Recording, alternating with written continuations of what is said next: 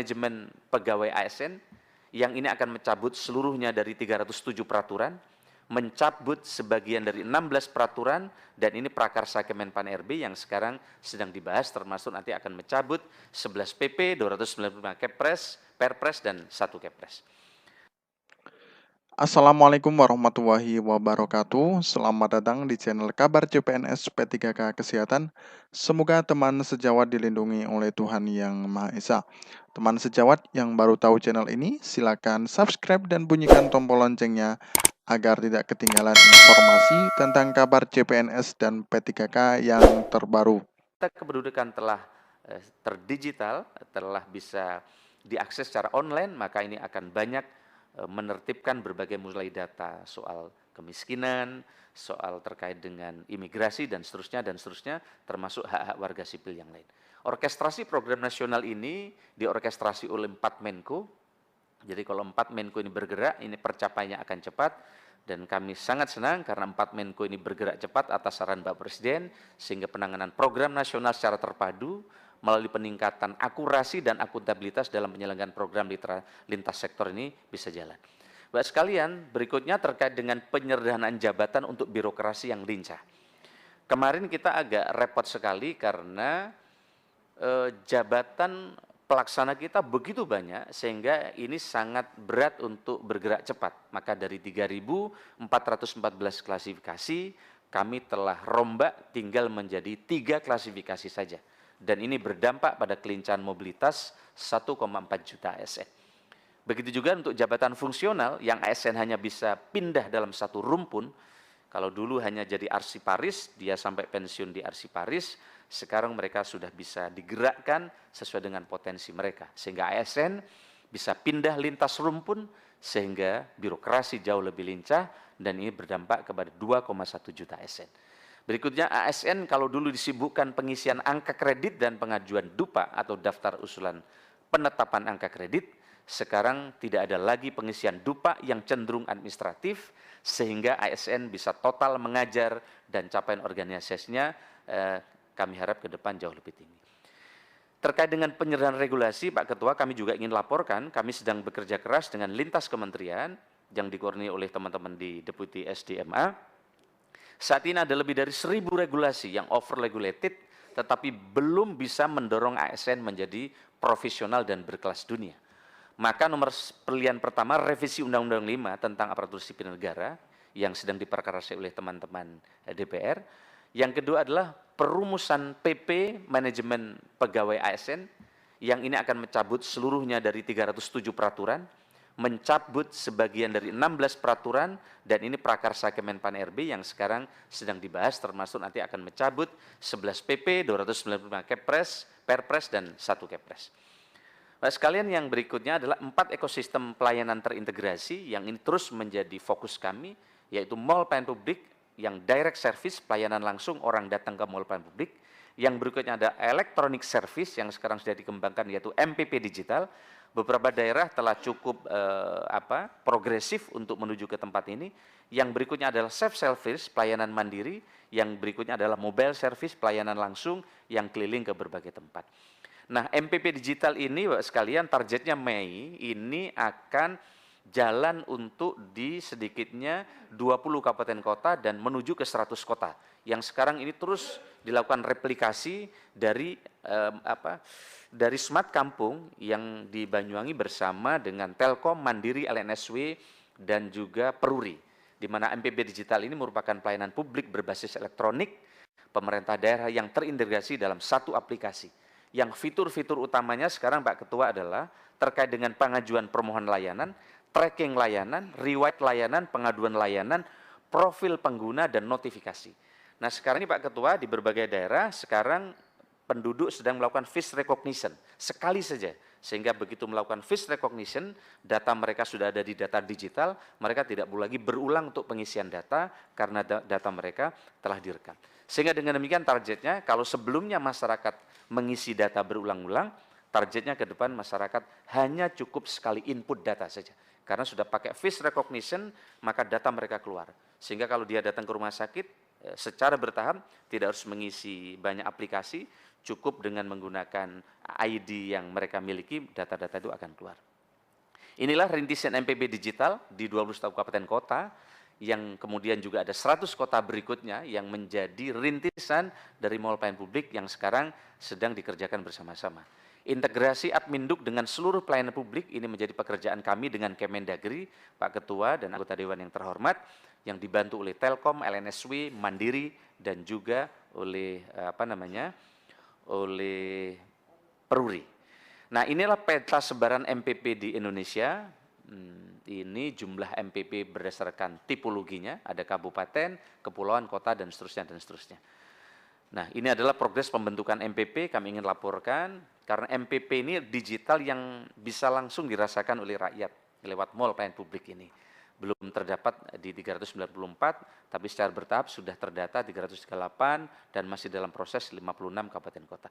Kami kira ini, Pak Ketua dan Ibu yang saya hormati, hal-hal pokok dan juga skala prioritas yang sedang kami kerjakan hari-hari ini di Kemenpan RB. Selebihnya, jika ada pertanyaan, nanti lampiran-lampiran akan terus kami sampaikan, termasuk kami sudah membuka line telepon, Pak Ketua, karena beberapa kebijakan baru ini rata-rata tidak dipahami dengan baik oleh daerah. Maka banyak daerah kadang harus konsultasi dan perjalanan dinas ke Jakarta. Supaya tidak menumpuk perjalanan dinas ke Jakarta, maka sudah kami buka ini. Kalau hari Selasa, hari SDM aparatur. Kalau hari Kamis pelayanan publik, kemudian Rabu hari Kunwas, Jumat kelembagaan, sehingga mereka bisa tanya by phone. Begitu juga kami telah berikan jabatan fungsional, mereka tanyanya ke siapa untuk instansi pusat. Evaluasi kelas jabatan, instansi pusat ke siapa, semua kami deploy untuk bisa menjawab pertanyaan-pertanyaan ini. Begitu juga terkait dengan penanganan dan pengadaan untuk ASN. Sehingga dengan demikian, alhamdulillah, kami juga buat chatbot si pandai, sehingga mereka secara elektronik bisa dijawab dengan cepat kalau pertanyaan-pertanyaan yang sama berulang. Dari apa yang kami kerjakan ini, Pak Ketua, kami bisa mengurangi tamu 93%. Jumlah tamu kementerian berkurang datang ke kantor. Dan ini jumlahnya cukup signifikan karena bisa kita selesaikan secara daring, kecuali yang sangat mendesak saja yang datang ke tempat kami. Dan ini kita bisa hemat kurang lebih perjalanan dinas 75 miliar dalam beberapa bulan ini dengan daerah tidak lagi datang ke Jakarta. Dan ternyata jauh lebih efektif. Karena datang ke Jakarta rombongan 15 orang, yang datang kadang cuma 3 orang ke kantor. Nah, 3 orang itu pun kadang sambil main HP nanya-nanya. Tapi dengan ini mereka lebih mendapatkan informasi yang cukup. Kami kira terima kasih. Selamat pagi. Assalamualaikum warahmatullahi wabarakatuh. Waalaikumsalam warahmatullahi wabarakatuh. Terima kasih Saudara Menteri Pan RB. Bapak Ibu sekalian, pimpinan dan seluruh anggota Komisi 2 DPR RI, tadi kita sudah sama-sama mendengarkan penjelasan.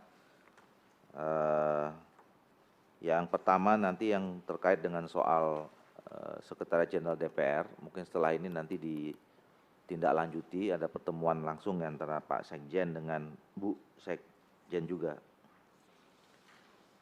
Kemudian yang kedua, kami persilakan Bapak Ibu kalau ada yang mau.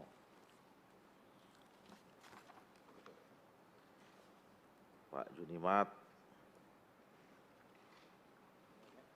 Samsul, Pak Daus, Pak Endro, Pak Cornelis, Nanti kita bagi aja Pak Haruna, ya. Kita bagi. Pak Wahyu, Pak Agung, Pak Endro, Pak Rifki, Banyak banget. Pak Teddy, Pak Heru, banyak. Silakan Pak Junimat. Ya, makasih Ketua. Assalamualaikum warahmatullahi wabarakatuh. Salam sejahtera bagi kita semua. Saudara Menteri dan jajarannya, di halaman 10, Pak. Halaman 10 tentang hasil pendataan tenaga non-ASN. Jumlah tenaga non-ASN 2.360.723, Saudara Menteri. Nah, kami ingin bertanya apakah dari total tenaga non-ASN sudah termasuk Satpol PP? yang lebih kurang 70.137. Dan rata-rata mereka yang sudah bekerja di atas 10 tahun.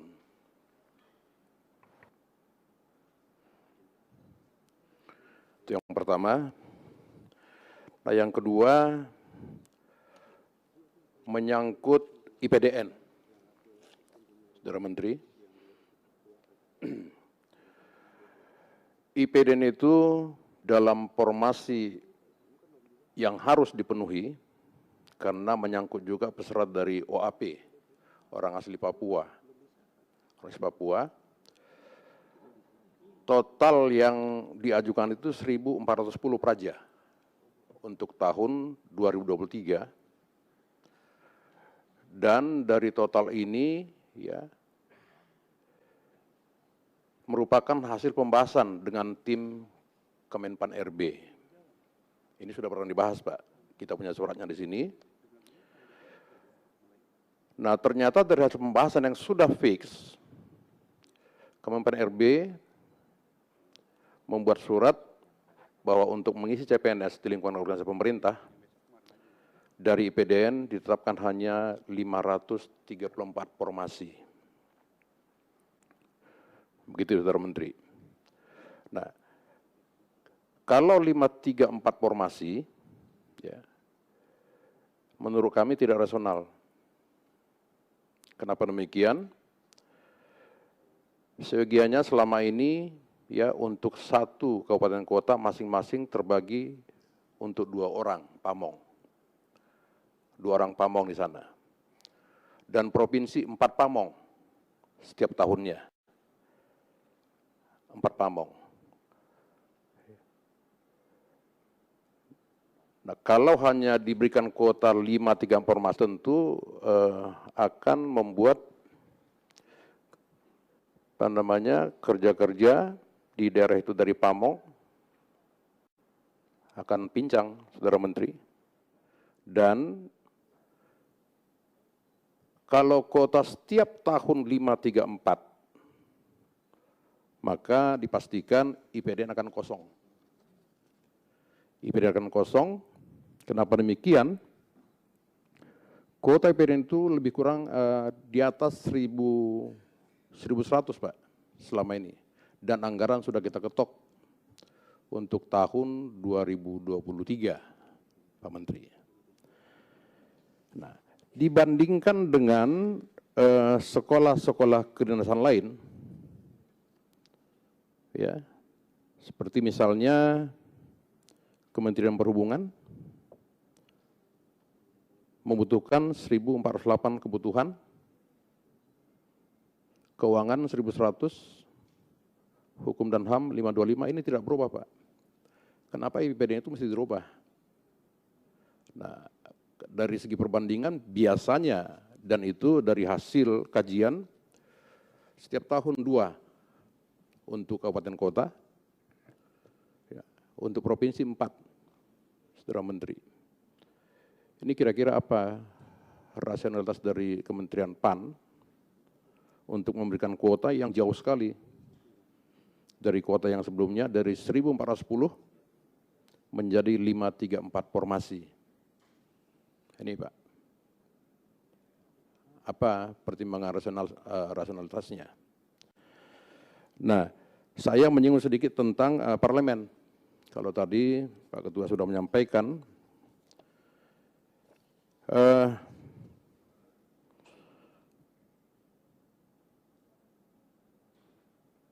bahwa parlemen membutuhkan 400 formasi, Saudara Menteri. 400 formasi. 400 formasi.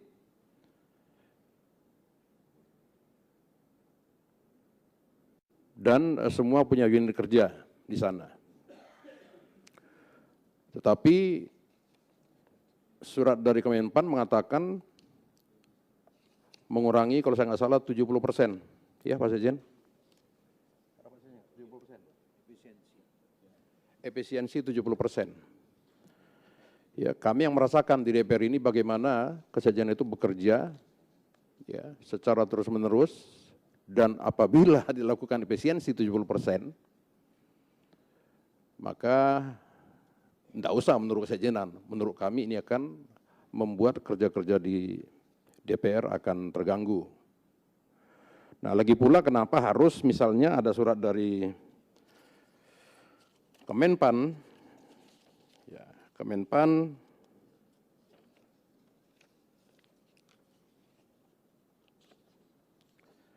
yang hanya memberikan kewenangan kepada 4 instansi atau lembaga yang bisa menerima calon ASN, yaitu Yudikatif, Mahkamah Agung, kalau saya nggak salah BIN, dosen, dan kejaksaan.